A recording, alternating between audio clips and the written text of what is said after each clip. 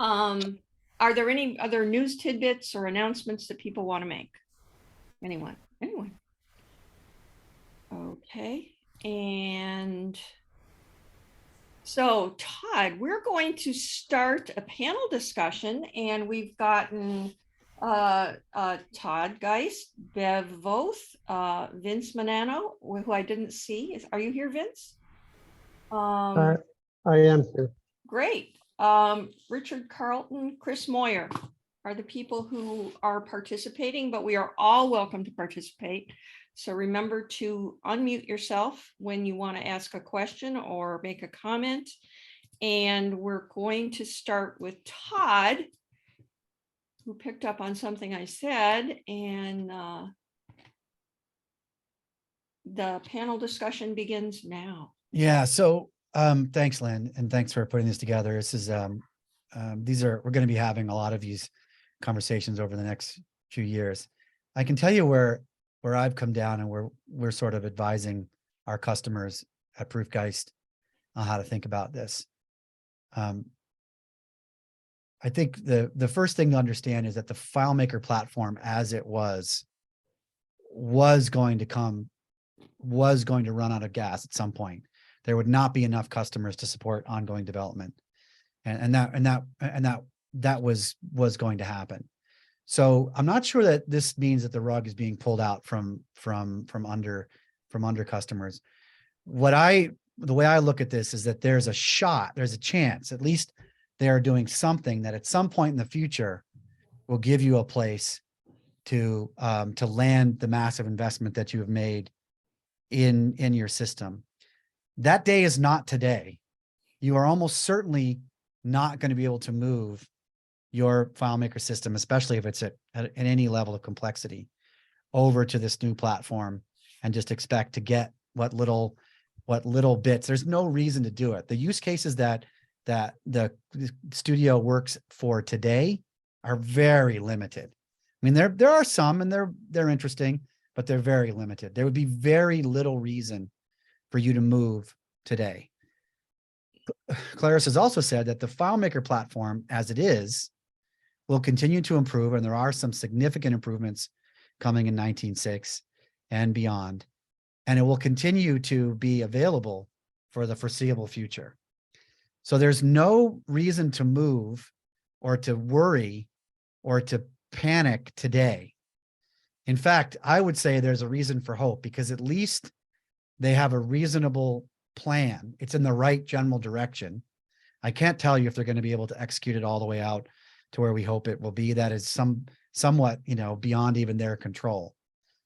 Who knows what'll happen with the technology in the coming years. But so in the short story is, this is interesting for the future. It looks like it might be a way for us to move forward, but not today. It's something to keep an eye on, but it's not something that you're going to move to today. Probably not even this year.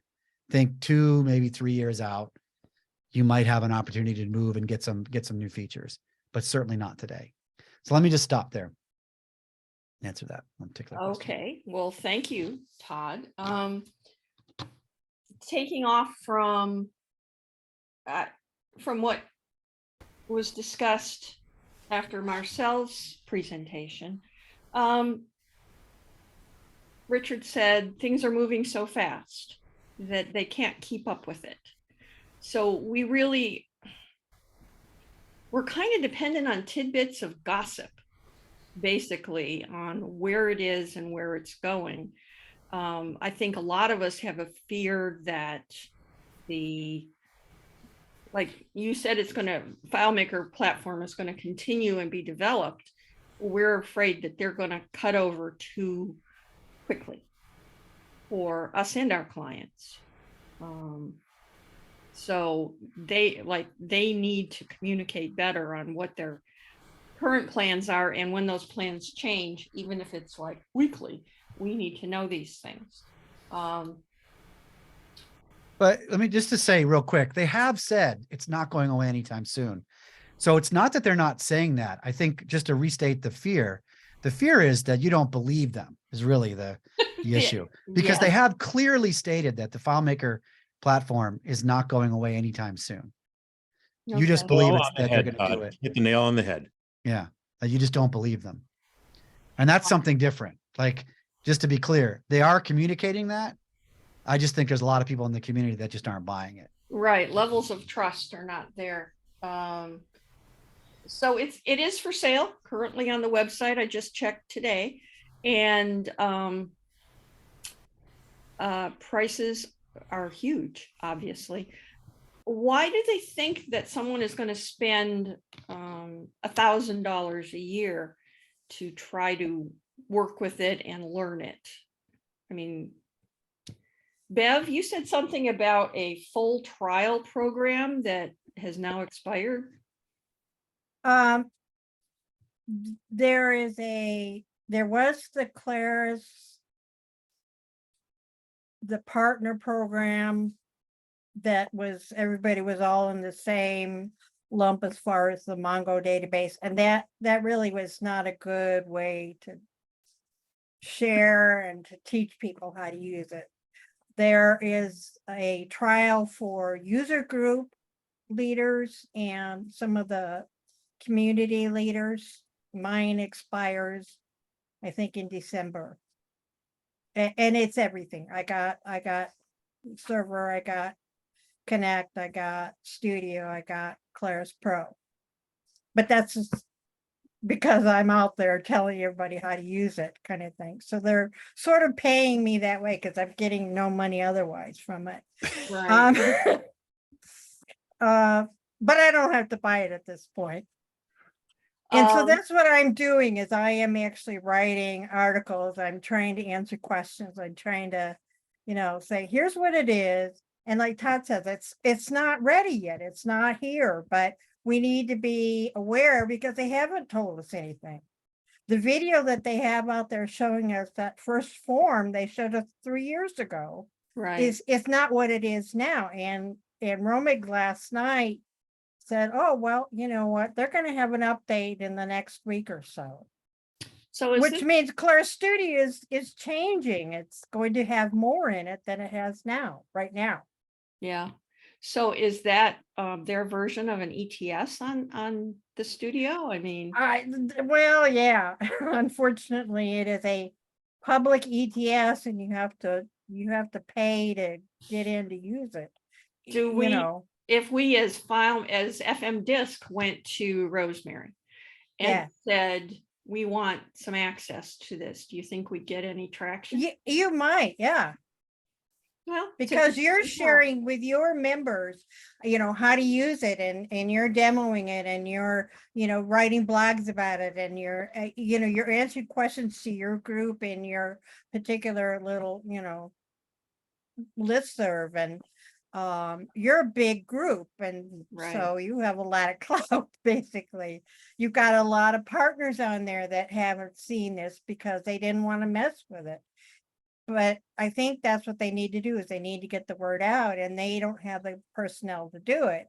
So I think this was their way of saying, okay, we're going to give you guys this trial, get it, use it, let us know, give us some feedback, because they keep asking for feedback, and we keep saying, but nobody's got it to test. Right. Dave, you put something into the chat there I think is very interesting. You want to expound on that? Yeah, I paid very, very, like what Todd just said, I paid very, very close attention to the messaging and so on and so forth. And of course, I tell everybody hybrid cars are the interim, right? We're all going to be driving electrics 20 years from now. We've had, 100 years of internal combustion, and we're in that kind of middle area.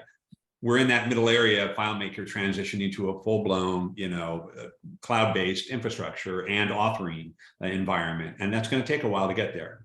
But I have, like everybody else, they have been super careful about going, FileMaker's not going away. FileMaker's not going away. No. It's going to be the same flavor that you've always loved. Last week when they did their webinar, Andy LeCate said, Claris, the Claris Pro is going to replace FileMaker Pro. It's the first time I ever heard those exact words coming out of anybody at Claris. So that cat is out of the bag. I'm not pretending like, yeah, it might happen, or we think it's going to happen, or it's a logical progression. They just said it out loud on a video. So I've heard those words, And my question is, how soon, right? You know, obviously, what's the quality going to be and when does that cutover happen? So I do sort of disagree that FileMaker platform is going to be around. Yes, as we know and love it, and version 19.6 has got some good promise to it, but we're not hearing about anything past that right now. They're pacifying us with that. And I just heard that it is going to replace it. So I've got to hold them at their word on that. Yeah, I- and I want to add to that, the feedback I'm getting is that people are concerned that Studio is going to replace Pro. And that ain't gonna happen. Right. Can I jump They in? have a real quick? lot of work to do. Can I dovetail real quick? This Richard, hello?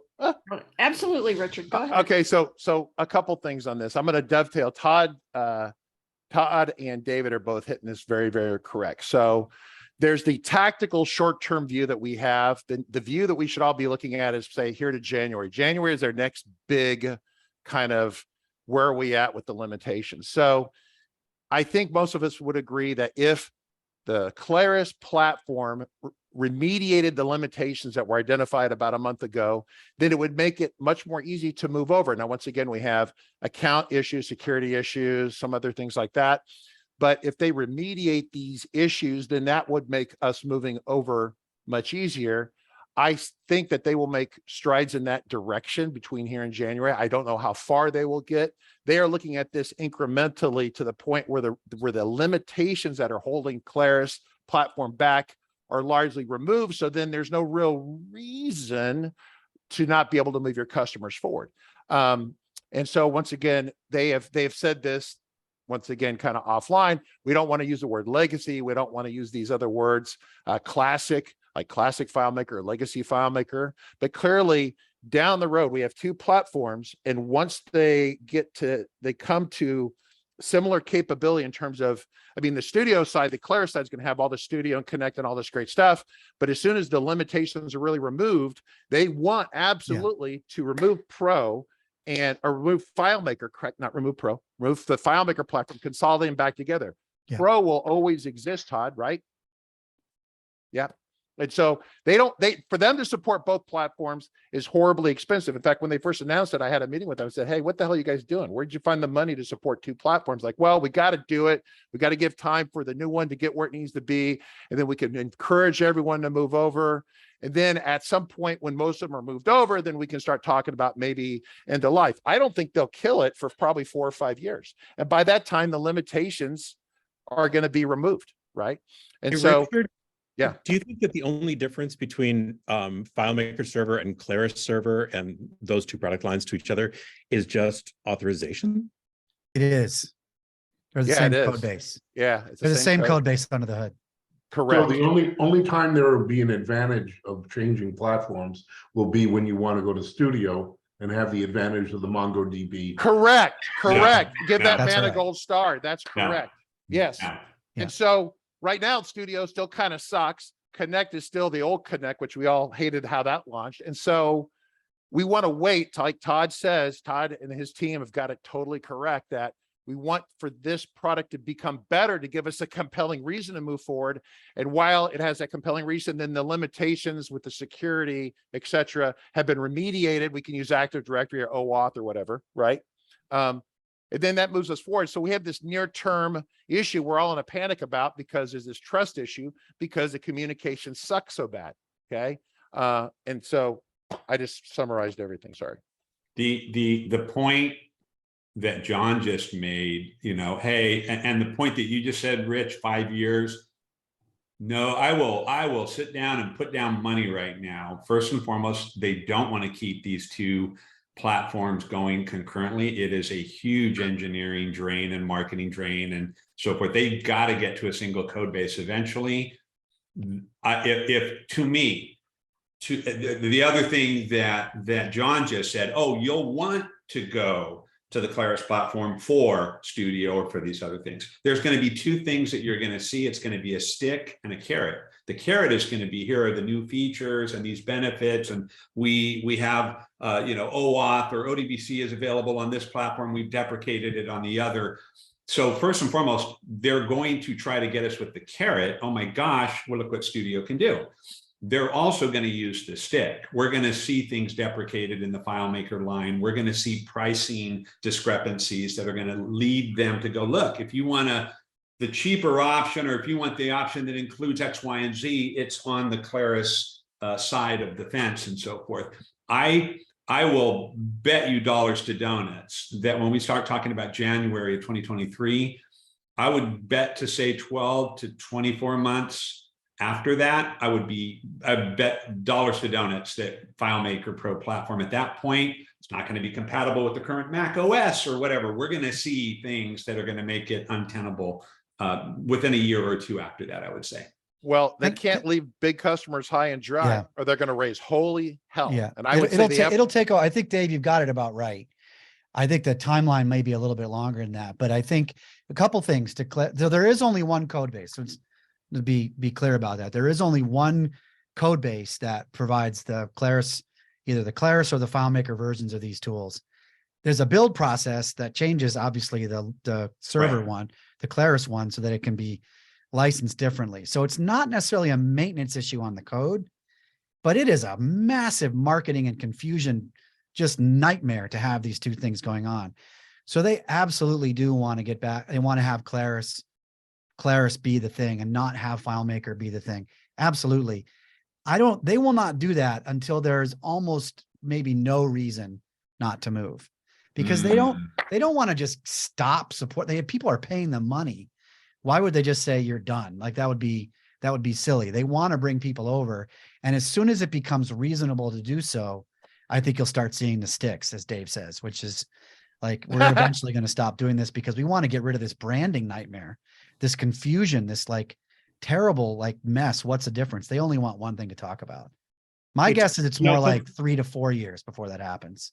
I want to say, if they allowed us to go directly from FileMaker to Claris Studio or back and forth without having to switch to Claris server first, then it would make things easier, but it's like a one-way trip. That's the first stick. That's Yeah. the first stick you're seeing right there. Hey, Todd, I think that it's really important, and this just occurred to me.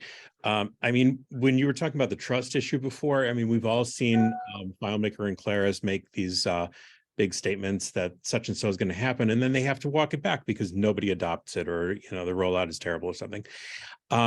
What you said a few minutes ago about everything that we're seeing in terms of the new stuff is max 18 months old. They like throw out everything and start it over. And looking at like all the headcount turnover that we've seen in the last couple of years, I think that it might be safe to say that just because there's a history over there of saying one thing and failing to deliver, doesn't necessarily mean that the current crew is liable to the same thing. It's a mixed bag. I mean, that's the optimistic view, and I'm holding to that. I'm trying. Realize there's none of the VEEPs or higher are more than, Brad's been there 7 years. I think it's the longest. Yeah. Everybody else is under that. Like, this is really not the same company as it was 5 or 10 years ago. No. That said, there are issues, and they've been covered quite well here today.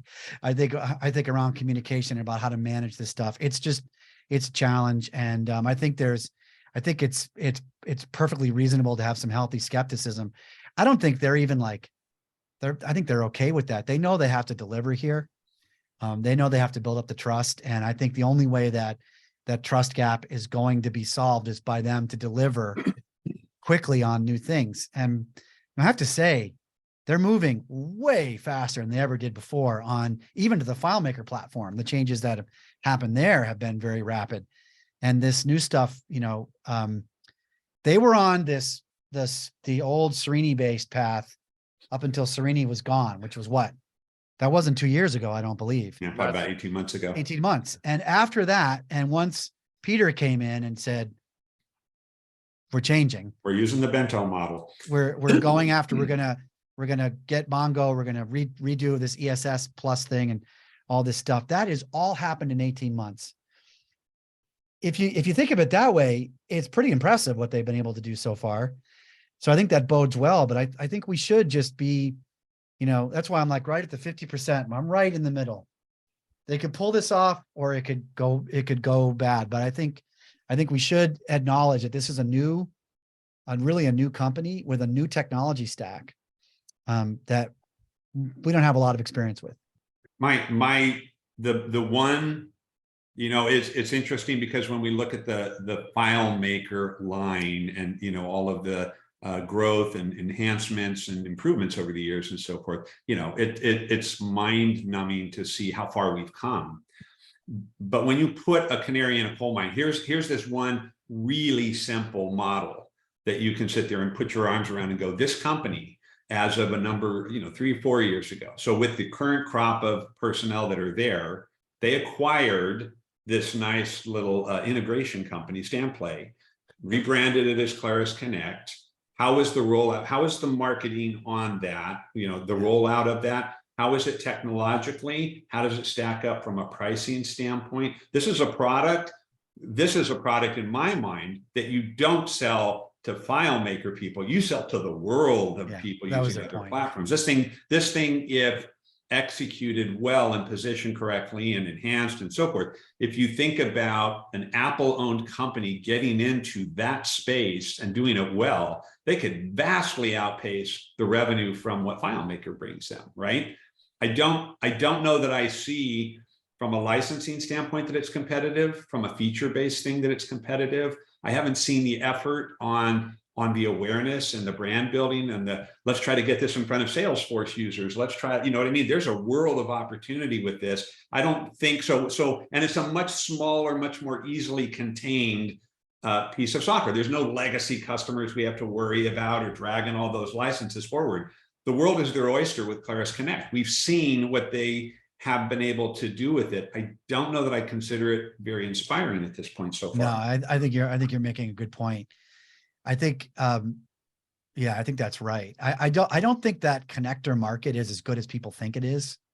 I think there's a couple of big players who suck up most of the money in that, and the rest is left to. You have to have 1,000 connectors to matter. That's actually a lot of work. It took Zapier, 7 or 8 years to get to thousands of connectors. I think the market wasn't as good as they hoped, and it didn't sell as well as they expected right off the bat, and they just kind of said. But I think you're right to say that that's not that is a sign. I still feel like that was in the Srini era and even before Srini that happened, and the Srini era will go down as epic, as not a good thing. So I would hope they've learned from this, from the connector thing. I would hope. Yeah. I think one of the things they've done almost no marketing. I mean, that's almost none for a couple of years now. And I suspect they haven't had a great marketing department, let's say, right? We know this. Yeah. They tried to get a new VP of marketing. I don't know what happened. I never spent any time with Britt. I don't know whether she was good or bad. I really have no opinion, but it clearly didn't stick. They still don't have a marketing VP. So they have some issues there. And I think, Dave, you're absolutely right. There's a lot of room to grow and to improve in that area. But now they have something. I mean, if they're going after Airtable is that space is a massive market. And if they're going into that space, I think that's bigger than the connector market, frankly. Yeah. And I hope they can do something there. Yeah, the Airtable market doesn't help. Just to riff off of what you're saying about the marketing side. So many years ago at a conference, I don't remember when, we asked about, hey, getting the word out there about FileMaker from a marketing point of view. And we finally seen the name change or the rebranding, right? And that's a very good thing in my opinion.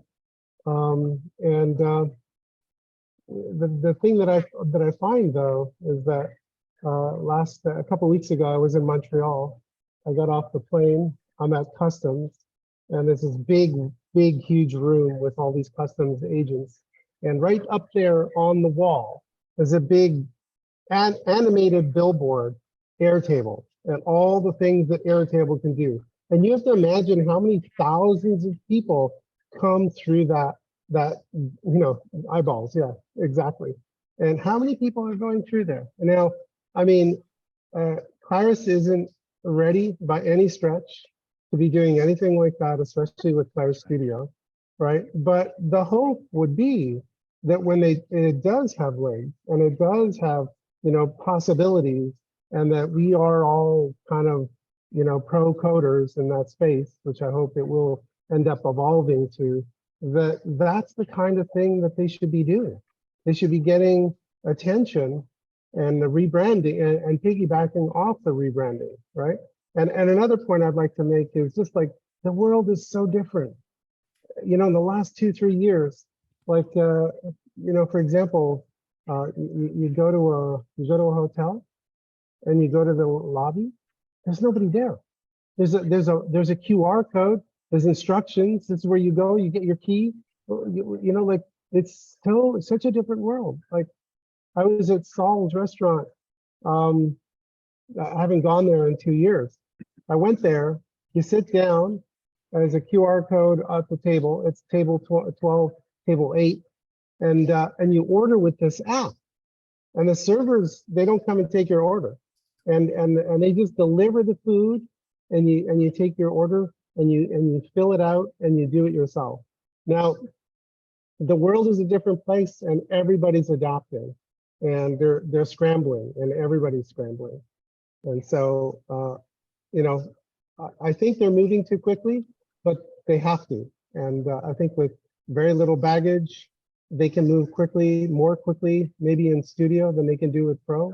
But my hope is that they'll be doing the right things as they move quickly. Good stuff, Vince. I think that's exactly right. Todd, you mentioned before, I mean, we've been covering transition issues, and something Marcel said came to me. They've got the whole continent of Europe where they have strict privacy laws, and this is not going to satisfy that. So they're not going to abandon the whole continent of Europe. No. They hope. So first of all, recognize that Claris makes 50% of their revenue outside of the United States. Okay, so let's get real. They're not just going to walk away from Europe and all the other places that have privacy rules. Australia is passing those as well. Asia Pac is huge. Japan, I think, is 25% of the sales. Wow. Or it was at one time.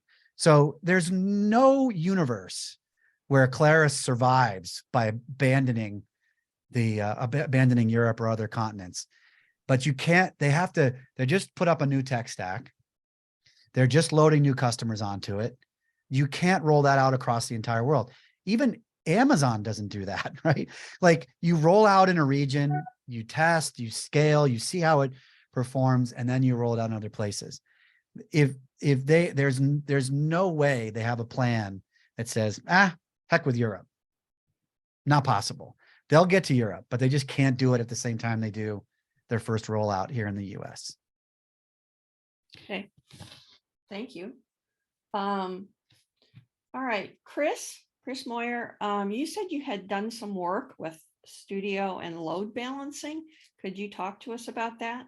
It wasn't load balancing. So we were given a sandbox to play with, and we immediately turned around to one of our customers who was interested in it and said, you want to bang on this? You're the only one in here. You can load up junk on it. And, they wanted to drop a 1.5 million record table into it and said, we don't want to get you in trouble. Is that okay? It's like, no one's ever said no. So, but, we eventually communicated with Claris and like, we don't even know what the rules are here. Are there any rules? Does that cause a problem for you guys if we beat on this thing?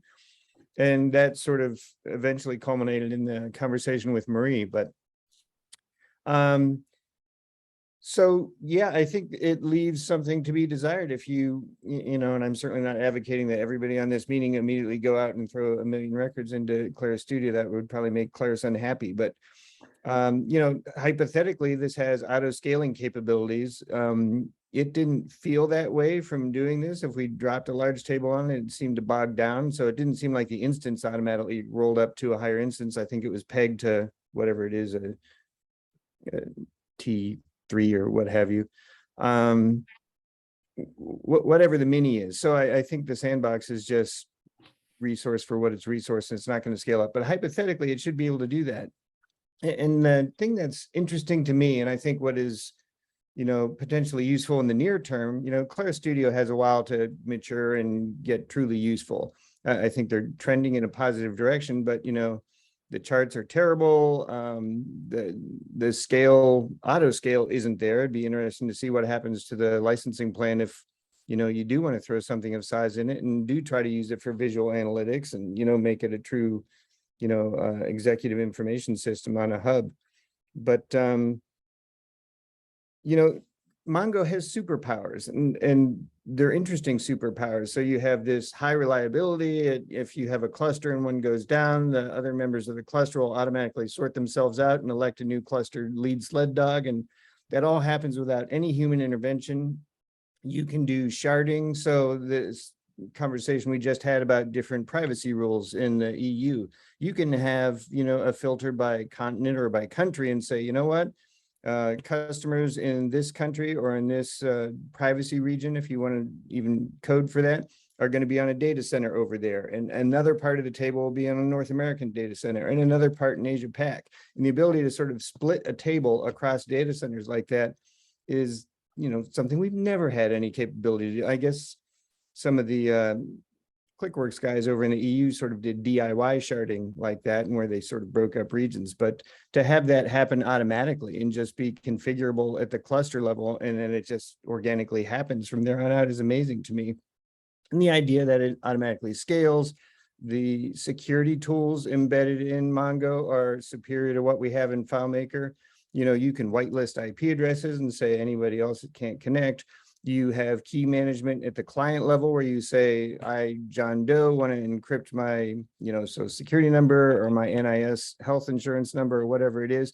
And that encryption is managed locally, not at the, in the data store. In FileMaker, yes, we can encrypt fields, but the developer could decrypt those fields and see data. You can't do that in Mongo. It's managed locally by the holder of the owner of the information.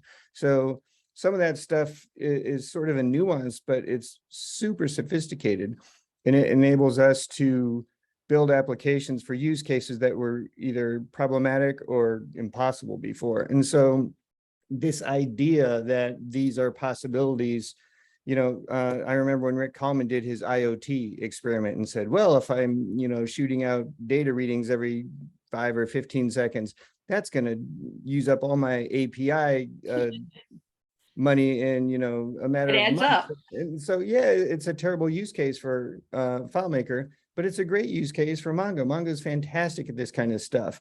So it opens up these possibilities. And one thing that has sort of concerned me for several years now is that I don't see a real strong vision for where they want Claris products to be 3 years from now, 5 years from now, anything like that. The world moves too fast. I think that's probably an impossible mission for anybody to have. But I think in recent years, a lot of the new feature sets have been developer community led. Todd, I remember when you were advocating for more use of JSON, you developed the JSON functions and bang, they ended up in the product. And so I guess I don't want to knock Claris for not having a good visionary on the staff, but if this is going to be the new normal where all these innovations or strategic directions come from the community, then we need to get out there and start breaking some trails and figuring out what the good use cases are and doing stuff like that. I'm building a prototype right now where, if you do audit logging and you have the audit log live in FileMaker, that table will eventually balloon. And so there's an API for MongoDB right now. Why not just shoot it out to an API and, load massive amounts of data out to Mongo? And that way, if you do get ransomware, if your server crashes, you don't have all your data in the database that might now be corrupted. You could go to Alaska Backup and do a roll forward. And so I think there are some interesting things that we can start to look at as a community to kind of, lead Claris along a little bit and say, hey, we found an interesting possibility over here. There's a lot of value to it. why don't we steer the ship over that direction? And so I guess I'm advocating for more experimentation by the community to really dig in and find some possibilities for this technology, because the capabilities of the platform are enormous, and it'd be great if we could try and develop some great examples for them. But we have to get people on the platform to use it, and that's the Right. problem. Yeah, This is kind of part of my biggest concern is if it's not a platform unless developers can actually add value to it. And so far what I see is there's none of that. Now, talking to them, they talk about, and they've always talked about developers. They've rarely really supported them in the way that, you know, the thing I go to WordPress on the open source side, and I go to Salesforce on the commercial side. These are platforms in the truest sense of the word. Developers can create things that can be easily installed and extend the base level tools. And that has just been, except for plugins, which were very limited, really never been a possibility with anything in FileMaker or Claris. And I'm afraid they're not going to, that's like one of the things that I'm trying to get them to focus on, is a need to be able to right now start providing SDKs, that providing APIs that we can use to build views. Why shouldn't developers should be able to build views for Studio? It shouldn't all come from Claris. That's a mistake they made before, and they shouldn't, hopefully will not make it again. And we need to get them to see things that way. And I hope they do, because Chris is right. A platform is really led by the people using it. The engineering team, like the base of it, provides the sort of the core that keeps it all together, that layer, that platform layer. But the innovation and the fitting to different business cases and the different interesting solutions that get built on it come from developers, not from the vendor. And I hope we can convince them of that this time around. Well, and I think an important step in that direction is right now, Claris Studio is a walled garden. That's You right. know, Exactly. It's a my point. Mongo database system, but if I saw an interesting data store out there that's some other applications Mongo store, I should be able to connect to that. And that shouldn't be a deal breaker for Claris. You know, if we can start to attach to other Mongo backends, that would be huge. And I don't think it should be that hard. And, you know, maybe they want to wrap some guardrails around that to make sure you can't, you know, hurt yourself. Or maybe you do something like you do with GitHub and you can clone a repo. So I want to take that table over there, clone it into my Claris Studio. That way it still has the Claris Studio magic wrapped around it. But the ability, you know, we use ESS now to talk to, you know, MySQL or SQL Server, you know, whatever relational databases of the world. We've never had that ability with NoSQL tables. And NoSQL has exploded in the last 10 years. And so there's a ton of stuff out there in that format. And we should have the ability to talk to that stuff, because that's just, you know, another part of the water we swim in these days. And so I think it's short-sighted to sort of lock that out for now. And hopefully they'll, you know, be more flexible on that point in the future. But the ability to sort of expand the universe of data stores we can talk to, I think would be a good, hopefully not too hard step in the right direction. One point, you know, Todd talking about sort of the intrinsic value that a developer community brings to extending and enhancing a platform. That's a completely well-stated premise. That said, guess what? Oh, this brand new product, this software product comes out first, we have to build it, then we have to make it work, then we have to establish market share, then we open it up to the developers and so forth.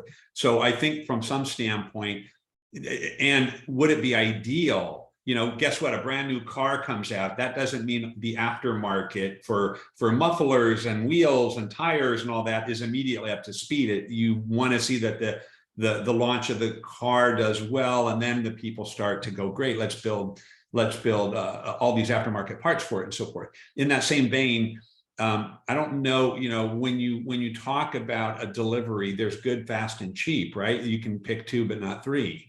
We know that FileMaker is trying to hustle right now. We're seeing the thrust and the agility in how the Studio line is progressing very quickly and so forth.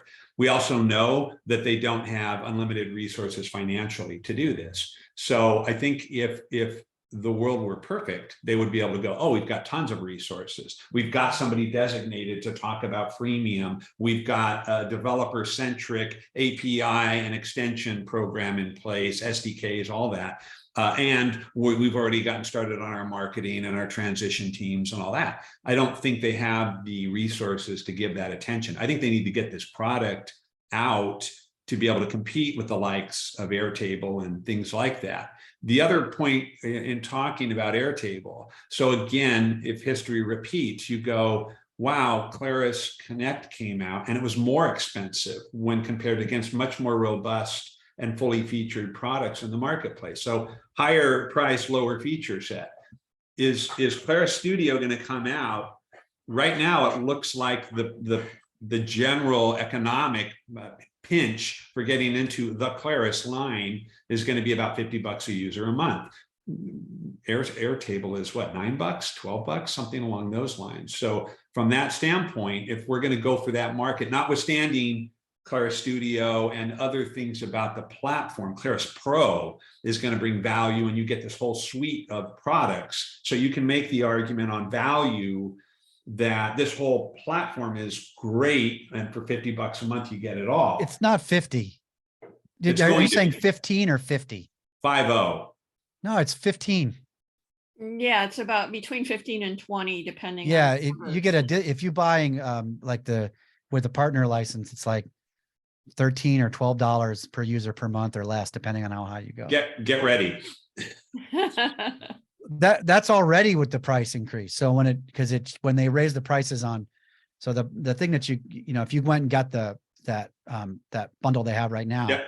that's Solution, the price. Problem solvers. Yeah. So Not the problem solvers one, the full platform thing where you get it. drum circle, whatever. Yeah. The Claris, the platform bundle. Yeah. The platform bundle, it's like $15 a Yeah. month or less. And if you add their server to it, which would be the equivalent, right? I think that's where David's going, right? So Server I comes think- with it, I though. think if you look, if we look at the FileMaker line and we did the problem solver circle, and for 20% more than what you're paying right now, you get a site license and all of these other things. I think two things are happening there. Three things. One, Claris is going to try to increase sales, make Apple look good before the end of the quarter, right? Which we just finished. Number two, I want to get a higher price with my existing customers. And number three, I want to condition my existing clientele to a higher spend on the platform that they've chosen. So I'm going to be very surprised. And again, I think they should start by offering this thing quite affordably. I'm going to be very surprised at this point next year if there isn't a $50 a user for the platform. It will never, the market pricing wouldn't structure. bear it. I think they know that's not viable. I think part of the reason If you're on FileMaker Cloud right now and you just did the problem solver circle, if you're in that realm, you're paying about that right now. So if you the look at cloud- those metrics, So the current cloud server does not currently work with the Claris platform. The Claris platform comes with an on-prem server. yep. And so if you're running and hosting your own server, then that's where your additional costs are coming in. Once they add the cloud to that I can see there being some cost to that. I don't know what that'll be, but if the base layer is $50 a month and all you get is the ability to create a custom solution, I don't think anybody believes that'll work. I'd be surprised. I'm saying If they that do, if I'd like you- to have that conversation with them right now. I'm saying if you go grab the FileMaker, not the essential, but the standard FileMaker Cloud license, if you have a 10-seat or what have you, and you run the math on that, along with a 20% increase to get a site license for that problem solver circle, if you do the math on that, you're landing very closely to that number. Well, John. we'll have to see, because my interpretation is that Claris, the cloud server, when it comes out, will be just part of the platform. Mhm. And there'll be a user charge to it, and it'll be something close to where it is now. I hope I'm right. I hope you're wrong, but I can see where your arguments are coming from. But currently Claris server is included. There's no extra charge for server. You get 3 servers with your studio license, or the Claris platform bundle license. So you'd have to run your own server, and that you're gonna have costs for that. No question. Yeah. On-prem's going to be more affordable. And I don't believe they're going to get rid of on-prem for quite some time for things that Marcel and everybody has said historically. I think that's Yeah. a strategic advantage for them. And a lot of the other platforms allow the same. I think they're gonna fall somewhere around what Airtable or slightly more is per user per month. I think that's the target there. Airtable's exploding. And if you haven't looked at Airtable recently, I suggest you go look at it again. It is not a toy anymore. And it is rapidly growing very quickly with all kinds of new features. Airtable's aiming at FileMaker, at being the FileMaker for the cloud. Has been So forever for a long it time. makes sense that Claris would aim at Airtable to be the FileMaker of the cloud too. Because they're really going after the same market. Those- Well, I mean, the pricing thing is key, and we're just gonna have to see. I'm hoping that Mm. they don't make that mistake, but There's something else I'd like to kind of mention and bring attention to, and that is that they're considering the Claris products as a platform. And if you look at Google, if you look at anything from Google, there's a thread of continuity when you use Google Maps or you use Google other products like Photos or anything else from Google. You know it's from Google. There's something that is a common thread. Now I feel like FileMaker, Claris Connect, and Claris Studio are 3 different products and 3 different development environments. And I hope that there is some attention being paid moving forward to have some kind of consistent, uniform platform cohesion between not just usability between the products. Obviously, we want to be able to connect Claris Pro to Claris Studio, etc. But from a design perspective, I'm channeling Heather Winkle at this point right now, and wish she was around. But you know what I'm talking about? It's Yeah, like they just feel yeah, like they're really completely separate. different. Yeah, yeah. I think they certainly want to do that. I mean, this is the thing. Like, I think they know all these things. My concern is whether or not they can do them, and whether or not they can market them, and whether or not they can price them effectively. I don't think they think it's a good idea to have Connect be different than Studio, different than Server. And I think they know that's a bad idea. But I think, it's not really a trust gap for me, because I don't think anybody's lying. Like, they have secrets they're not announcing. They're letting things out under certain conditions. But to me, it's more of, this is a really hard thing to do, and they have constraints, and they may or may not be able to overcome those constraints. So I don't feel it's malicious in any way. I do find it useful to think in terms of what their goals are, and to understand that their goals are different than our goals. And I think you really have to just know that that's true. Their goals are different than ours. And that's part that concerns me. They don't make any money on us doing development, barely any. They make money on people just having licenses. All they want is more licenses, more users using the thing. If they can do that without developers and complex partners, they will do it. And you just have to know that's their objective. Well, they would. I think they currently think they need developers, and I think that's true. But that just complicates their story. It doesn't simplify it. I think they would get rid of us if they could, but they can't currently. And as long as business needs are complex, I don't see how they can. I think they would be okay with a space for a very rich, and I think they think the shortest path to their goals includes developers. But I think you just have to know that how they make money, what their objectives are not the same as our objectives. They're not exactly aligned, and we just have to know that. And again, I don't think this is malicious. Sometimes it's underfunding. Sometimes it's incompetence. Sometimes that happens. Nobody's perfect, but it's mostly just their alignments are a little different, and they're resource constrained. They have different goals, and they have constraints that we're not aware of. And that just helps me. And then I don't take it personally. I don't think they're jerks. I don't think they're trying to screw us. I just think they have a different set of objectives and different set of constraints.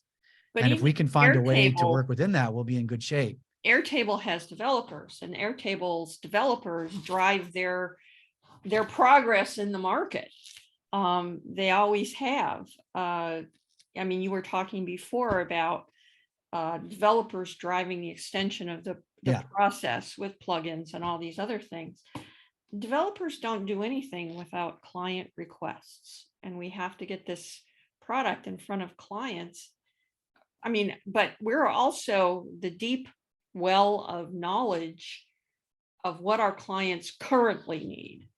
And I don't see that Claris has come anywhere near asking about those things, about what do you need to get this in front of your clients, even to test it out. You know, what is going to be the big stopper for wide adoption? You know, we want Claris to succeed because that's where we make our money. I just don't think that they're going to get rid of us anytime soon. I don't think that anybody there wants to. I just want to really, just the point that you really have to understand they have different objectives, and their objectives are to grow. Another thing that's really important to say, all of the VEEPs there, well, except I think Peter's been around long enough, but you know, previous to 5 years ago, everybody at the top level of that company was multimillionaires in Apple stock. Mm-hmm. These are not people who have made their money yet, and they want to grow. They want to grow. They want a lot more customers than they have right now.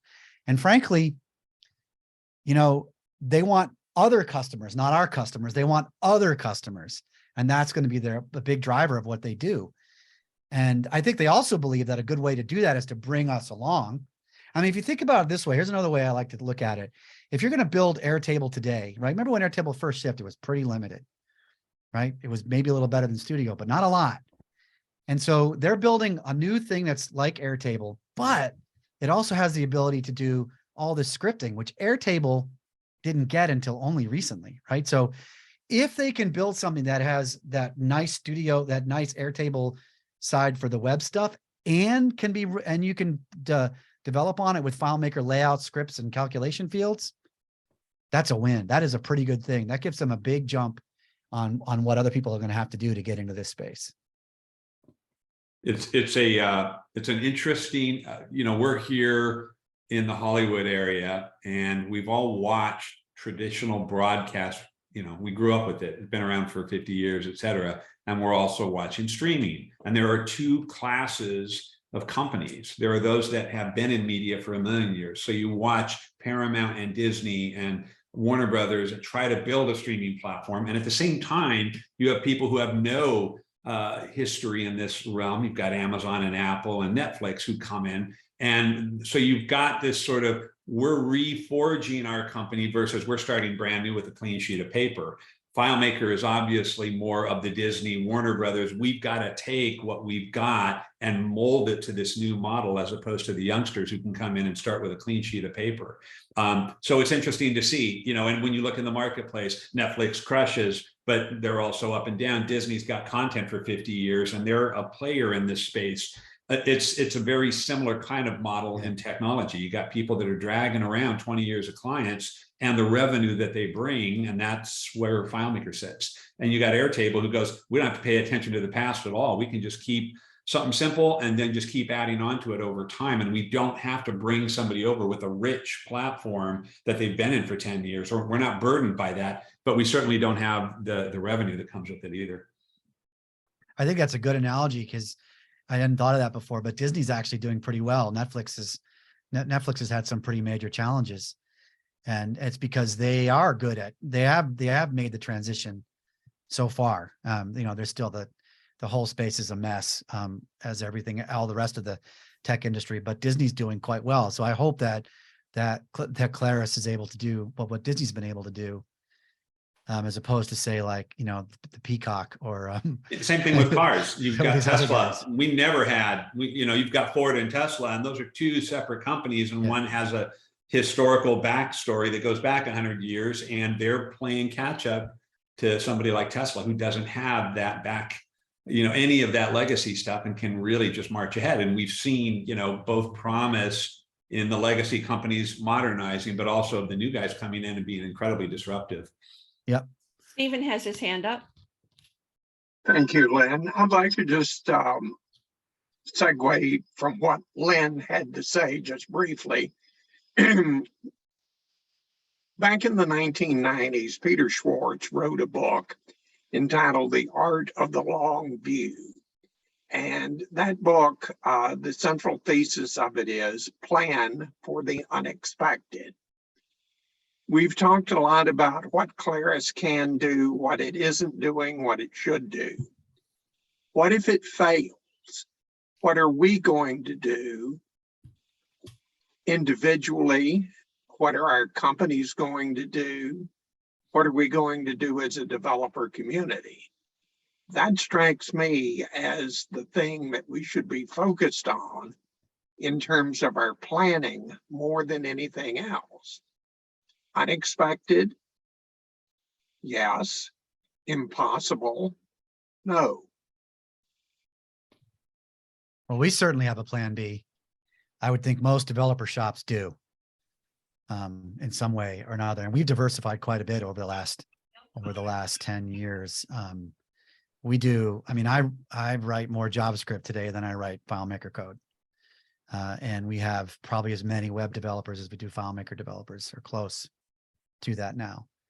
I think a number of companies, Todd, are similarly situated to you. I can think of a couple right off the top of my head. But I would say probably that the community as a whole hasn't thought about that. And there are points of failure that can occur in this transition to the Claris Studio. Yeah. And they range all over the map, in my view. So that's really about all that I can contribute to that. I'm going to be in the box with Bentham probably by the time all this actually happens. So, nevertheless, I think it's important and responsible to think about what will we do if that happens. I think it's a good point. We think about it. We think it's years off for anything resolving one way or the other, but we certainly think about it. And I would imagine that anybody running a development shop, at least with a number of developers and lots of clients, has thought about it. I can't speak for everybody, but yeah. Can I jump in, Todd, real quick? So this came up, someone asked me this the other day. They were big company, Fortune 500, not even really my customer, it was Hansa and his customer. And they go, how do we tell our customers to trust Claris? And I made a video about this, and it's actually going to go out. And my answer was not so much about what Claris is doing at the moment and the vision, the people there, because it's a little confusing. I said, before people, and like you said, Todd, we think it's a ways out if it happens. Apple, it's like people saying, well, how come Apple doesn't quit making the Mac? Because they make so little money on the Mac compared to the other things. Apple makes the Mac if for no other reason so they can make their other products. They're not going to use Windows to build their other products. I know that's really stupid and simple, but it's a very true statement. FileMaker is heavily threaded through Apple operationally. If FileMaker just poof went out the window tomorrow, Apple wouldn't ship a phone for 3 years, at least, right? It's threaded all over the place down there. And so Apple will want FileMaker to continue just out of self-preservation. They might go down there and organize the operation, and God knows whatever that might look like. I'm not saying that'll happen, but I'm saying that Apple has because they want to make billions and billions and billions with iPads and iPhones mostly, and their other services and things, they have to keep making Macs, and they're going to keep FileMaker going too, for that very reason. Whether anyone is connected the dots on that or not, it's a very, very, very true statement. There's a number of shops that have footprints at Apple with FileMaker systems. Yeah. I at one point, back of the napkin, I said, if FileMaker pulled the plug tomorrow and it got destroyed and you couldn't install it anymore, Apple would probably be looking at $1 billion to replace all of the FileMaker systems within their organization. And it would take years. And it would take years. So they're going to keep it going just because they want to ship iPhones. That's what my video is about. And instead of, I'm being serious. It's stupid, it's self-serving, and it's super simple, Todd. I know every once in a while I like really simple answers. Apple, out of self-preservation, will keep it going. Now that might change someday in 10 years, 20 years, who knows? But in the near term, I don't want people to freak out that it's going to go anywhere. So Is that why Apple bought a FileMaker? Steve Jobs used to use FileMaker, and he used to call Lexi Folger when he would get stuck and frustrated with it. This is, I think, after he came back, right? He came back and he was the new Steve Jobs, the 2.0 Steve Jobs was fantastic. He had to get fired in order for that to happen. He was a creative individual. It's the kind of person I would love to see really running the visionary part of FileMaker, of where, or Claris, sorry, of where they're going. But he understood it. In fact, there were rumors about Oracle trying to buy it once upon a time, and I think he told Larry Ellison to kiss his ass. And so there was a conversation about that. So he believed in it. The company uses it just out of basic self-preservation, right? It's not going to go anywhere in the near term. But yeah, having a plan is a good idea. I agree, Todd. Absolutely. I think it's just the other reason why I think it makes sense is that even if Claris Studio survive, if the whole thing works beautifully, and in 5 years we're all happily using the Claris platform, the integration with other technologies is just not something you can ignore anymore. I mean, you have to be able to do API work.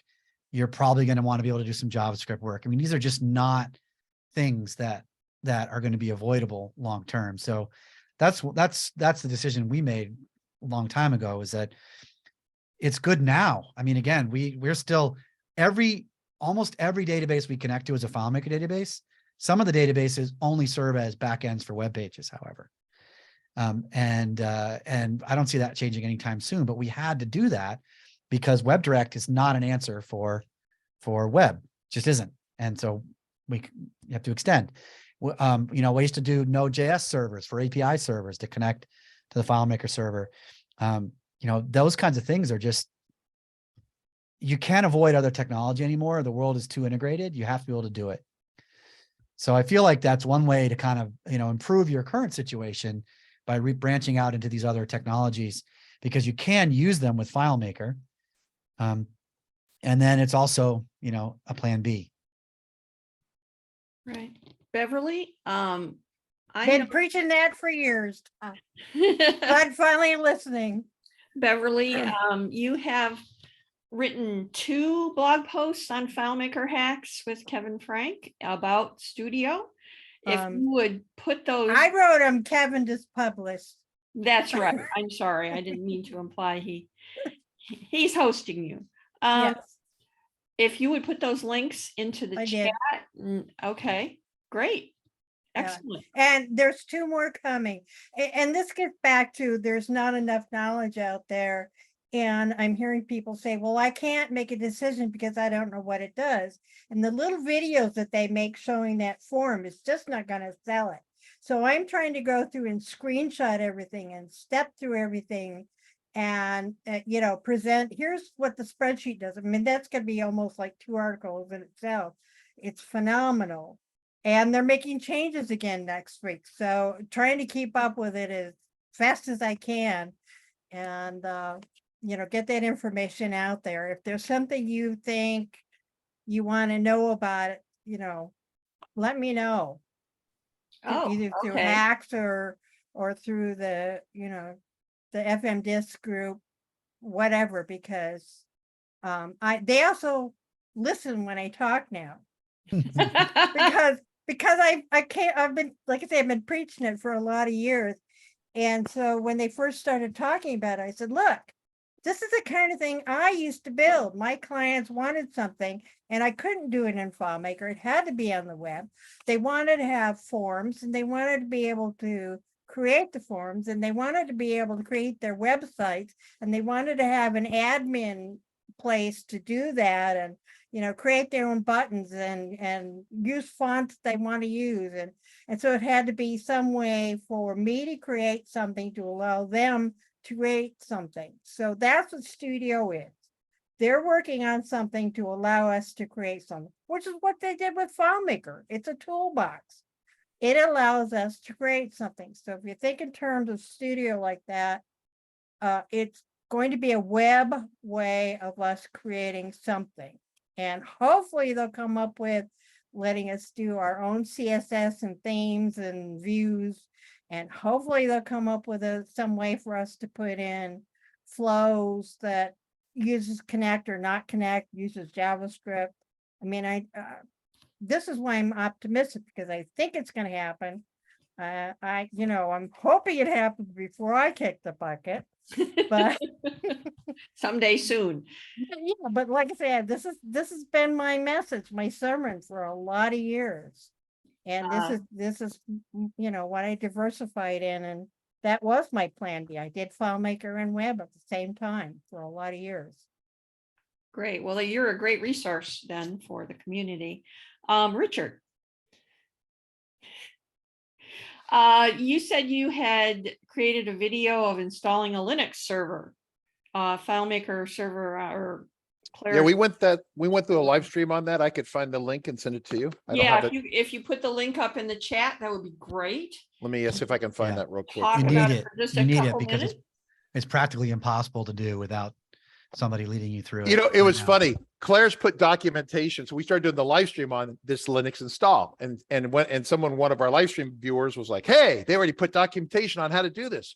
Right. Well, all the documentation that we provided took 50 minutes during the live stream. So 1 hour live stream, and the last 10 minutes picked up where their documentation was. So there's a lot of moving pieces that they have to clean up documentation wise. I guess we just send those complaints to Steve Romig, right? So There's it's installable, but it's pretty tough right now. So compared to a normal Claris server install, it's just It's harder than FileMaker server on Linux. Claris server is more difficult than that. okay.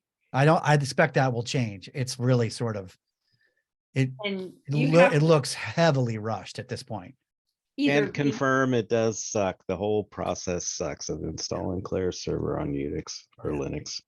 Yeah, much easier FileMaker server today. Yes. But I expect that to change. It's clearly rushed. Looks like to me. right. Okay, so Richard is going to get those. You're muted, Richard. I'm playing air traffic control with my video team. They're hunting down the video for me right now. Oh, So okay. One of the things that I'm not sure people saw in some of the demos, but maybe Robert Holsey did this. Well, at least he did it at AutoEnter. He might have done it in some other demos where he brought that spreadsheet view, which is pretty cool. He brought it back into Pro and put it on a layout because you're sharing authentication through the whole thing, right? So you can have your table in FileMaker on a layout like you normally do, put a web viewer on it and put the link to a hub in there, and you're authenticated in both places because you're sharing authentication. So you got the spreadsheet view on a FileMaker layout. And I actually think that's going to be the thing that pushes people to move, that they'll be able to get access to all the cool new things like spreadsheet and the better Kanban and all those new views they're going to make. You're going to be able to get those into your FileMaker solution. That's really great. Thank you, Richard. For those who are concerned, they can watch that. We've got about 5 more minutes. So, Gary had a really interesting question earlier, asking if he thought that eventually Claris Pro or the FileMaker into Claris Pro is going to evolve into a front end onto a web hosted data layer. Did I get that right? Well, it sort of is now. Like you can use, so you don't need server to use FileMaker, Claris Pro and Studio together. When you open a local file, a local .claris file, when you log in with your Claris ID, you will get access to all of the tables that are in Claris Studio. They'll be there. So it's this weird thing where you don't even need Studio to, you don't need server to serve your data. Your data is served out of Studio, which was like, huh? I mean, it's sort of, when you think about it, it's obvious, but it was sort of one of those aha moments. Like, server's not required right now. Cool. Is that on Claris? Okay, so what I was thinking is that someday FileMaker or Claris Pro or whatever they call it would become a desktop presentation layer for an online presence. Well, I mean, in the way I just described, it is. In other words, that you can open a Claris file and it doesn't need to be on a server. So it'll either need to be on your desktop or on your server, and then it connects to Studio. So in that way, it is. But I don't know if there's another way it could be imagined. Maybe I'm missing something about your question. Well, okay, so you could develop your product in the same manner that you develop a FileMaker Pro product now, but the data layer is online. Yep. I think it's going to be a while before that's going to make a lot of sense to do. Yeah. But you can definitely do that with your tables today. It's a lot like ESS. Same thing with ESS. You can connect to a MySQL table or a Postgres table and not have a server. You don't need a server to do that. And it's very much the same. Well, I Okay, want thanks. to thank the entire panel and all the participants, Bev Voth, Vince Manano, Chris Moyer, Todd Geist, Richard Carlton, and all the rest of the crew. And what an interesting discussion. I think a lot of people are going to view this video. I hope some of the people at Claris do so. And we're going to move on now to what I've called the Survey for the Ages with Dave Knight. Mr. Knight And- to the bridge. And this all stems from our mutual discussions of our confusion. And it's kind of a message, and I'm not going to say a love letter to Claris. So Dave, take it away. Thanks, Lynn. I would say there have been, I think back in the day when we moved from FileMaker, 6 to 7, one of the biggest switches of all time. And we had a lot of people in the community, even though it was a difficult hop in some respects, we had Danny Mack and the people in New Millennium, with metadata magic and here's the path and all that sort of stuff. I don't remember there being as much consistent and widespread confusion in the FileMaker community as what we're seeing today. I mean, even this group, if you look at the last 3 or 4 meetings, we're not doing tips and tricks. It's like almost every meeting we're having a what's really going on, and let's talk with people and let's get this sort of impression. So we're not sitting here showing off new JavaScript techniques. We're going, what's going on with the platform and how are we getting there and so forth. The other thing that I want to point out, just from from a standpoint, this is a document that FMDiSC put together back like more than 20 years ago. We sat down with our group and we put together a wish list of things that we reached out to FileMaker with, like, we'd like to have comments in calcs. And this is about the 5.5 days of FileMaker. And I point this out because it's 20 years old. And when you look through this, anything that's, it's a 50-page document with a bunch of handwritten notes. Everything that you see that's yellow is something that FileMaker has adopted. They have listened to this group, peeled off stuff over the years. One of the things I'll tell you is a number of the things that were in this document literally just got added in the last version of FileMaker, right? So some of the things we were asking for 20 years ago are now just being addressed. But as a group that's pretty widely known in the FileMaker community, and with so much prevalent questions and answers and so forth, I thought, you know what, we are a pillar of the FileMaker community. Let's reach out to the FileMaker community and see what we can harvest in terms of the general consensus thoughts. Maybe there's a little bit of education in this, but mostly let's ask a lot of questions and see what we can learn internally for our own group. And are there things that we can all reveal to the group? Wow, others feel this way versus that way. And even more so, is there something out of this that we can share with Claris? I feel one of the things that Claris has struggled with recently, I get emails from somebody at Claris going, hey, if you could pick between A or B, which would you like? And it's an ad hoc email. And I'm going, this isn't a survey with 50 people answering it with, you know, asking this same method. It's really organic feeling. So anyway, what I would ask, I am not going to be able to field questions or suggestions to this, but I'm going to try to walk through this very quickly with you, give you the sense of what we're doing here. If you have suggestions, feel free to email me, dknight@angelcitydata.com, and I'd be happy to sit there and adopt any questions that feel that should be a part of this. But I've also worked with this with the board members of FMDiSC and a couple of other luminaries, Richard Carlton, Chris Moyer, and some others. Rich. David, can you post the link to this? Because I got to jump to my live stream. I'm going to send that out later. It's not going to be, I'm not going to do it at this moment. I've got to get some things ready for the publishing. Okay. Okay. I'll get it to you ASAP. So, and the other thing about this, I did not want this to be a, oh, this goes out to customers and people, and I want this to be a developer-centric focus, which is what this group is about, right? We've always been a developer group.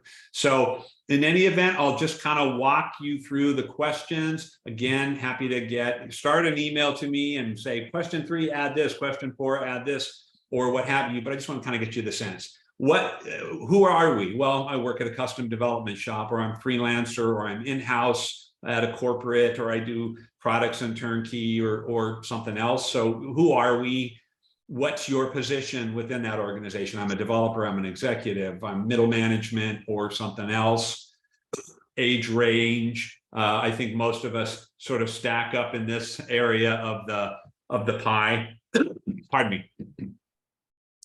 Tell us about your organization. If you're working in-house or at a custom development shop, you know, we've been in business for a short time or 50 years or more. How many people? We're a small shop, or we've got 50 people or more. How many years have you been using the Claris products? You know, obviously that's not really a viable answer right there, but you get the gist of what this matrix is sort of doing. This is, I think, a really interesting question. How many total users do you support using legacy Claris products? And the reason why, like I can tell you at Angel City, we're 1,000+ users that we support. And, you know, I could do the math and figure out FileMaker Go. WebDirect, I'm going to tell you, we're going to be on the low side. I don't know that it's 0, but it's probably not over 50. I want to see, I think it's going to be valuable to see, and how many people, we have very few customers using Claris Connect. We do most of the programming ourselves. So I want to get a sense of what's the widely used product line that's currently in the platform right now. The platform, here's just basic, you know, satisfaction. If you're using FileMaker Pro, are you mostly dissatisfied or extremely satisfied or somewhere in between? Let's talk about Go. You know, Todd just made some points about WebDirect as well. I don't hear a lot of people trumpeting, oh my God, high satisfaction with WebDirect. But I think let's get some survey numbers on this and talk about, you know, how about FileMaker Server, Claris Connect, FileMaker Cloud, custom web publishing? These are areas that I think are ways of deploying or of supporting the FileMaker platform. We've heard some talk today about Airtable. You know, I'm driving around Los Angeles. I'm seeing full billboards. I've seen 10 billboards about Monday.com, like up on the billboards around town. So there's a lot of platforms here. Some of you may be aware of them. Some of you may have tried them. Some of you may not have looked at them or whatever, but I don't know it. I know about it. I really haven't played with it. I'm not interested. I've heard of it. I might want to play with it. I've tried it. It's okay. Not great. Or I've tried it and I like it. So I want to say what else is out there that we might be looking at. And of course, if you're doing, you know, Node.js and React, we are. If you're doing things of that nature and you want to supplement that here. But these are more of the sort of competitive platforms, I think, that FileMaker has always liked. OutSystems and Mendix, they're higher priced, higher functionality, JavaScript-based platforms that they've kind of targeted a bit. And I think on the low end, we always hear about Airtable and you know, a QuickBase and things of that nature. So those are there for us to kind of look at. What is your interest in the new platform? Wow, I'm super excited about Claris Pro. I'm not so much about Studio, or vice versa. So let's gauge what the interest is here. And again, you'll notice I'm not interested. I understand it. I'm not very interested. I'm confused. I don't even fully understand what this product does and so forth. So I think we've got some value here in terms of both comprehension and excitement for the new product platform. What are you most satisfied or least satisfied about the new platform? Are you pleased with the features that you're hearing about? Are the descriptions of the product good or lacking? Is the pricing and licensing seem amenable? How about that migration path? Does that seem like it's a good trajectory? How does it seem? Are they comparing themselves to competing products? Right now, I would say I don't think they have. I think they're raising the flag to us. How pleased are we? Are we extremely satisfied with the timeline? Are we modestly, et cetera? To developer resources. Guess what? We're going to have to support and trumpet this platform. Are we seeing good resources, white papers, use cases, things of that nature that are going to help us support them? How impacted, so in this new Claris platform, how impacted are you going to be by some of these current limitations? Some of these are going to get addressed probably by the time this survey gets returned. A number of these things may be fixed, but right now it won't support existing plugins. Right now it doesn't support XDBC connections. There is a file format change. As stated earlier, no offline access to parts of the system. Mac and Windows servers are going to be going away for the Claris server line. No Active Directory or OAuth support as of yet. It requires a Claris ID. Claris Cloud, they do not have the dispersion of data centers like FileMaker Cloud does right now. I'm sure that's going to get addressed as well. No concurrency licensing. So there may be a few things I'm missing here, but I want to be able to go, wow, we have 15 plugins. That's a deal breaker or not for our organization. Or there's no impact with my on-site job at Acme Company because we don't use ODBC or JDBC. So we put these up here. Let me know if you have some different thoughts. As I said earlier, it's been announced that the new Claris platform will replace the legacy FileMaker platform. That was Andy Lacates about a week ago. When would you hope to see this transition completed? So again, is it going to be super fast? Is it going to be 3 to 5, like Todd said, maybe 1 to 2, closer to what I said? Who knows? But let's put your impression there. And then obviously any comments that you have that you want to share on these sort of the new Claris platform pertinent to that. I think we've just got a few more things. This is more about marketing. This seems to be a central theme about the communication, positioning, and marketing. How would you rate the overall marketing effort of the legacy FileMaker line? Happy or sad or whatever? What do you feel about the new marketing, the new Claris marketing line? How are you feeling about those? And then what are the areas of historic marketing efforts that you have been satisfied or dissatisfied? This is the brand awareness, product awareness, the evangelization, positioning it against competitors, the outreach, the viability objections, a matching how is Claris doing in terms of matching the marketing efforts of its competition? So I think this is going to be a pretty valuable slice. And then more specifically, where can we improve? I would never dream in general of using this in a scientific survey, but assuring that the company and product is still alive. We constantly hear this, at least I do. Marcel made reference to it today. There is an absolute point to be made about, do they need to raise their hand and just go, we're still here, let alone, market niche, competing with other products. I'd like to see a shootout between Airtable and FileMaker Pro or Claris Pro, because we do have scripting, we do have APIs, we have a lot of things that we can do already that platform doesn't. How do they do with respect? Where should they focus in terms of reaching new customers, new developers, higher ed, creating value propositions? One of the things I've missed back in the day, Claris did a fantastic job of comparing ROI of working in a SQL system versus FileMaker, and really showed numbers on stuff. And I think it was a compelling thing. So is that something that's important or not? Do we need better attention on clarifying the path between legacy FileMaker and the Claris platform? And what about the partner assets, slides, brochures, sales sheets, things of that nature that are going to help us? So this is pretty much all, kind of how can we, what are the things that they're doing well? Where is some room for improvement with respect to the messaging and the marketing? And then always at the end of a survey, how likely are you to recommend? Right now, can you highly recommend or somewhat recommend the FileMaker platform to a brand new customer? How likely are you to do the same right now with the Claris platform? So that's sort of the end all be all. And then obviously, contact info, company, and email. And by the way, we're not going to share. We're going to use the email thing just to basically authenticate, make sure we don't get duplicates and things of that nature. But we're not going to share emails with anybody on this thing. So in any event, that's sort of the gist of what we're talking about. Broad stroke, any sort of comments or such from the teams here? Hey, David, I had a couple of thoughts while you were going through that. Would you like Yeah. those email or verbally now, or what's your thought? I mean, I'm fine to hear overarching, but if you could, I'm not going to be able to jot all this down really quickly. If you can shoot any thoughts into an email, then I can look at it and weigh it in with what we've got here. But I'd love to hear just broad strokes thoughts on what was shown here. Sure.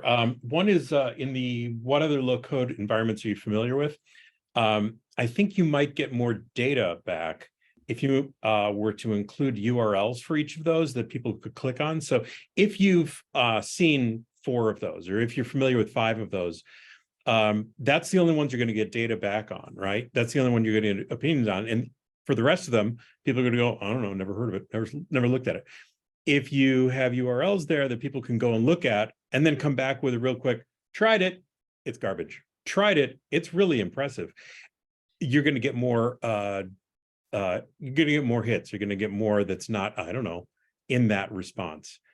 In the interest in new platform, I personally think you need a checkbox for, or a response for, I'm taking a wait and see attitude. It's not that I'm really interested. It's not that I'm really not interested, because I might be either of those and also have 0 plans to make any moves, despite how interested I am, until I see what happens. Got it. Sort of, I'm frozen in my tracks. I'm neither. Yeah, I get what you're saying. No, not I'm frozen in my tracks. I've Evaluating, and I know, and because I think that that's a really important behavioral thing that has nothing to do with excitement or not excitement, right? And then the last thing I had was how impacted will you be by the following changes? And I didn't see, and I might have missed it, I didn't see a listing for there's no way to do this incrementally. There's no way to move like some of my solution over here. Some, my company all or nothing kind of approach, right? Exactly. Yeah, we've got this massive company-wide system, and rewriting it is just going to make someone say, let's do it in SQL. I think, I think the premise, and again, I'm not blind to the fact that Claris was working at a furious pace. And as Todd and others have said, oh my gosh, it's impressive the amount of gains that they've made in relatively short periods of time. So I think a lot of the things that are in the survey are going to get remedied. Part of asking the question is, if they don't, is it a deal breaker? Does it a showstopper? Is it, and if we get that feedback, let's just say there's 10 of these things and we get a sense of what are the real showstoppers, that might be something we get to Claris and go, guys, you know that you need these 10 things taken care of. This one needs to be first, right? Let's triage and prioritize. So it might be something that helps give them some guidance there. Right. Yeah. and I'm starting to think that this might be the drum that I'm gonna be banging for the next couple of years. I really think that you know, let people take baby steps. Let people take this. Hey, you know what? I'm gonna you know, move this module here over to cloud. I'm gonna move this module over to Claris. I'm gonna move this module over to Studio, whatever. But I'm Yeah. gonna do this part of it and not have to then commit everything. I think is a really important step, a really important ability for a lot of customers. Yeah, you know, Steve, I've got a personal mantra that every decision has 4 options. Yes, no, a little bit, and later. Those are the 4 options. So if you sit there and say, hey, customer, I'm going to build you a new system. Yes, I want it. No, I don't. Let's do a small system, or let's do it in a couple of months. Those are the options. In that same vein, to your point, gee, I feel good about the Claris platform. I want to do everything all at once. I don't want to do it at all. I want to do it in about a year from now, or let's start moving things over. Let's look at that interim, that baby steps, that pilot ability. So that is a valid concern. Exactly. Thanks. Dave, if you would put your email in the chat, and in addition to maybe overarching ideas, like you said, that people might want to send you, if you could give us additional ideas of ways to get the survey link out. Like, we're going to do our usual groups.io, and we'll do it on Meetup. We may put it into MailChimp. I'm not sure. Marcel has agreed to. Marcel sounds like I've got to pack him up with a link so that he can carry it through to the European content. I love that. But if there are somebody, you know, in Asia or Australia or New Zealand or wherever, we should get that out worldwide. Yeah. And get as many responses as we can. I'll try. What I'll try to do, I don't want this to sit for very long. You know, Richard was get this to them as soon as possible. And I was like, I don't think a week's going to help shift you know, the direction at Claris in one way or the other. But I do want this to be widely distributed as much as possible and collect a significant amount of trend data. Let's see what the people are telling us, and what are the things that are important or less important. And I think that's I think it's something, in all honesty, I kind of hoped that Claris tends to come to us and say, would you prefer A or B, instead of what would you guys like? You know, oftentimes, and I feel like a lot of questions aren't asked that need to be. So at least I wanted to kind of open up the conversation here and make it a bit more developer centric, and ask the questions that we would ask ourselves, that we would hope that would be asked of us. So I think from that standpoint, I want this to be, you know, this is not meant to be, you know, villagers with pitchforks and so forth. I want to basically just take a fair evaluation of what a lot of people in our community feel about the current product, where things are going, how things are being messaged, what are some things that could be done better. I think all of those are going to be both validating and insightful if done correctly. Great. Well, I want to thank Marcel. I want to thank the panel members, participants, and I want to thank Dave Knight for all the work he's done on this survey. It's a lot of work. So next month, I'm not sure of the exact date, second Friday, look for the meeting with Bob Shockey, and thank you everyone for coming and participating today. It's been a great meeting.